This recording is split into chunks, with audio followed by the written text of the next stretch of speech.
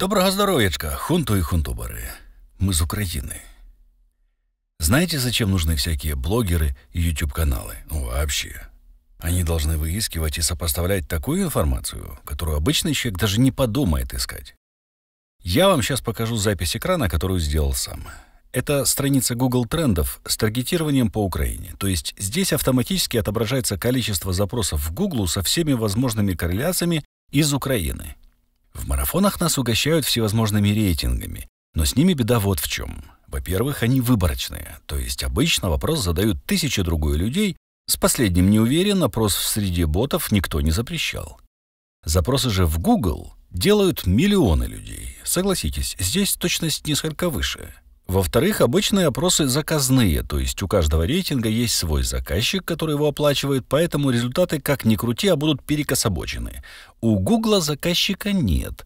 Оценка трендов нужна самому Гуглу, потому что так проще вести рейтинги и корректировать выдачу. Побочный продукт — те, кто работает в интернете, используют эти данные для корректировки своей работы. Поэтому давайте посмотрим на настроение украинцев в прошлом уже. 2023 году, потому что это страница Google трендов именно по Украине.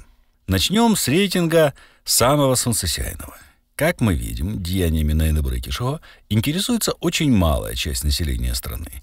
Несмотря на все величие, которое демонстрирует подшефный начальника офиса президента, несмотря на ежевечерние рейтинговые видосы, несмотря даже на поездки раз в квартал на самый ноль, народной любви у простого нарида ТМ эта личность не вызывает. Из этого показателя мы можем понять, из чего вытекает такая нервозность на Банковой. Более того, есть поводы нервничать. Это интерес к другому лицу, которое уже давно не является действующим президентом, но стадион так стадион никто не забыл пока. Не будем здесь задерживаться долго, ролик не о Порошенко, хотя отметим, что рейтинг несколько повыше будет. На очереди другой запрос, смотрите. Здесь рейтинг скачет, но есть запрос на другом языке, и здесь ситуация совсем другая. Вот, пожалуйста.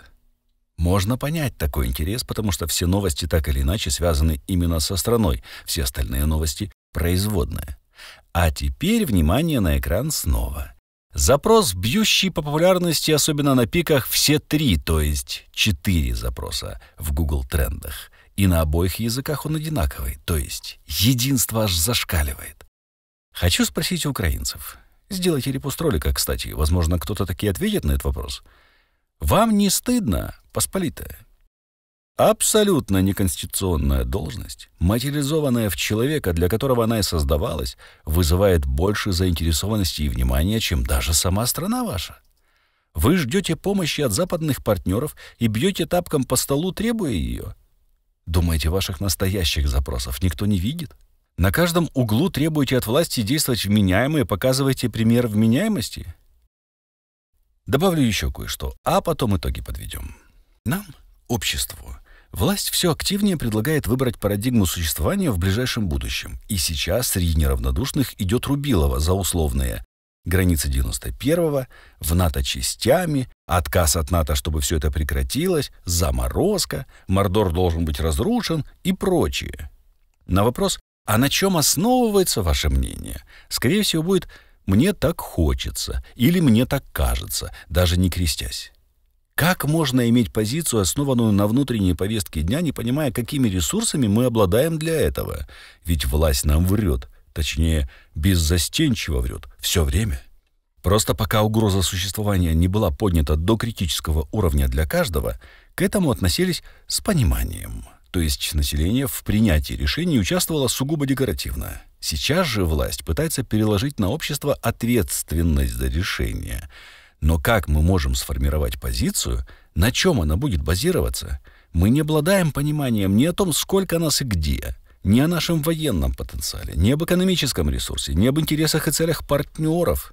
Нам врали про освещенные улицы, нам врали про майские шашлыки, нам врали про кофе на набережной Ялты, нам врали про 2-3 недели и 2-3 массированные ракетные атаки максимум, нам врали про гарантии ООН и Красного Креста в случае с Азовсталью, про контрнаступление. И продолжают. О мобилизации, о потерях, о новом экономическом курсе. Итогом становится тотальное неверие общества в институты государства, неверие в их способность эффективно распоряжаться имеющимися ресурсами и принимать адекватные ситуации решения. Наши сливки самостоятельно пытаются оторваться от корешков, а в такой модели растение не жизнеспособно. Вопрос, в чьих интересах действует власть, звучит уже даже не риторически, и чего в ее действиях больше – банальной вороватой глупости или злого умысла, вопрос открытый. Или уже нет, судя по рейтингам отдельных деятелей. К тому же мы постоянно забываем, что самая большая сила Кремля — это убедить нас, что мы проигрываем. Их тезисы для Запада просты, как Google-тренды. Союзники не хотят поддерживать Украину.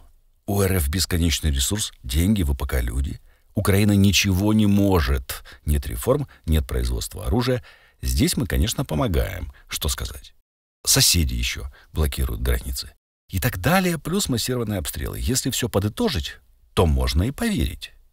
Это и есть самая большая сила Кремля — сделать иллюзию, что победу невозможно получить. На парных спортивных соревнованиях любого уровня всегда побеждает тот игрок, который искренне верил, что у него все получится, хотя оба играли плюс-минус одинаково. То есть психологическое положение игрока имеет решающий вес в вопросе, кто победит. Так же и здесь. В марте 22 года все западные медиа говорили, вы сами это видели. Это только вопрос времени, когда войска РФ возьмут Киев. На тот момент еще не было никакой западной помощи. Германия вместо оружия дала нам 5000 касок. Запад говорил, что только в следующем году введет санкции на российскую нефть. Если бы РФ сама не взорвала Северный поток, то Россия еще бы долго продавала газ европейским странам. А я напомню, что на газ и сейчас вообще нет никаких санкций. Об отсутствии производства дронов и боеприпасов вы сами хорошо знаете. Но у Кремля не удалось всех нас убедить, что мы проигрываем. Из Киева как-то они ушли. А почему? А потому что получили красную звезду. Вот и все.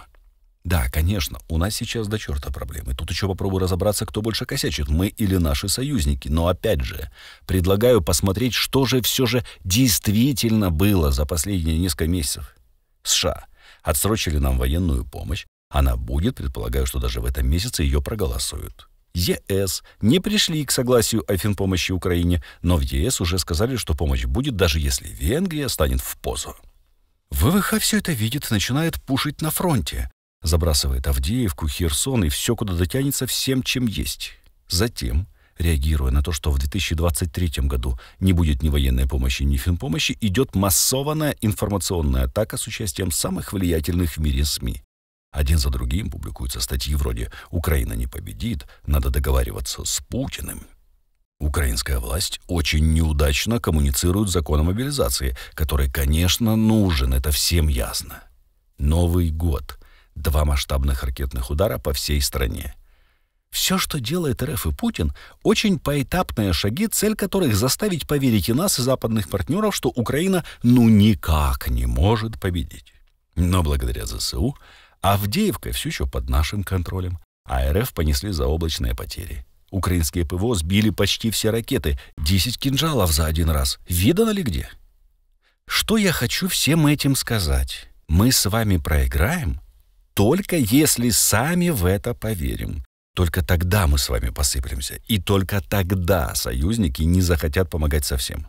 Пока нам помогают, как финансово, так и военно, мы не можем проиграть.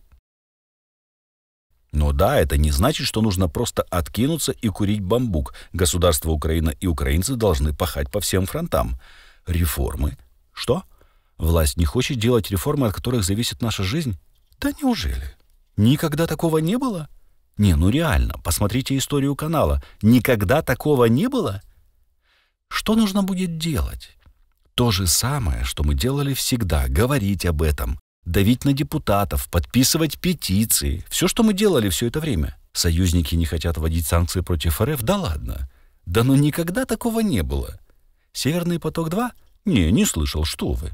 Мы на то и нация, что мы можем делать и организовывать себя, когда даже если власть чего-то не желает.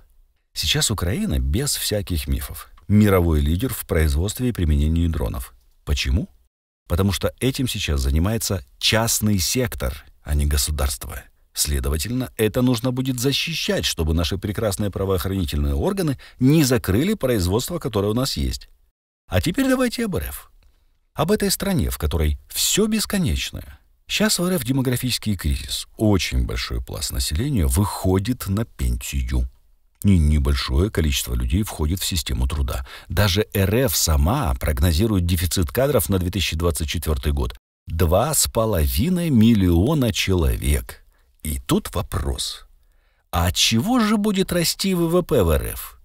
Если у них ставка Центрального банка 16%, больше, чем у нас, на минуточку, и дефицит кадров в миллионах людей. Ответ прост. Неоткуда. РФ обречена. Наша с вами задача — продержаться на 1 день больше, чем РФ.